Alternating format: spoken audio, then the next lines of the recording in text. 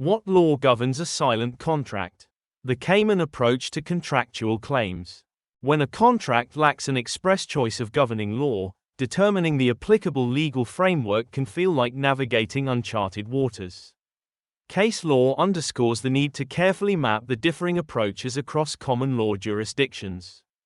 This first blog in a two-part series examines governing law in contractual claims. Determining the governing law. When assessing the governing law of a particular claim, the nature of the claim itself is crucial. Broadly, claims can be classified into two categories.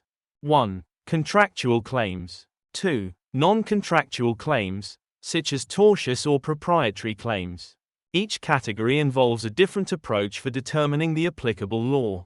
Contractual claims. In the absence of specific legislation governing contractual claims in the Cayman Islands, the courts rely on English common law principles. When a contract does not contain an express governing law clause, a two-stage analysis is followed to ascertain the applicable law.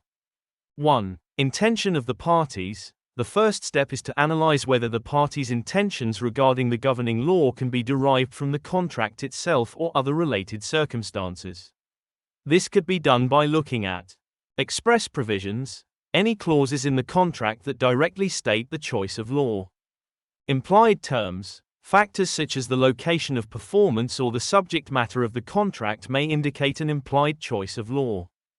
2. Closest and most real connection test. If the express or implied intention is not sufficiently clear, the court applies the closest and most real connection test to determine the appropriate governing law.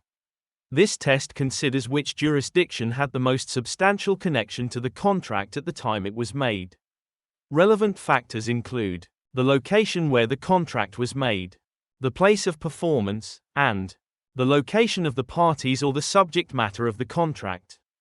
In applying these factors, the Cayman courts aim to ensure the contract is governed by the law most relevant to its formation and execution, while ensuring fairness in the application of legal principles.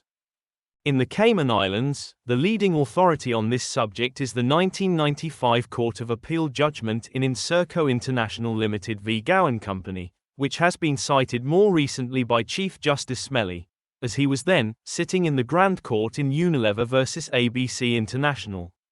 Both Inserco and Unilever reference the Privy Council case of Benithan v. Commonwealth of Australia, which remains a key authority on the issue of determining the governing law where no explicit choice is made.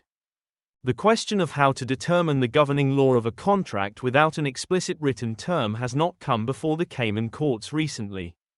This raises an interesting consideration.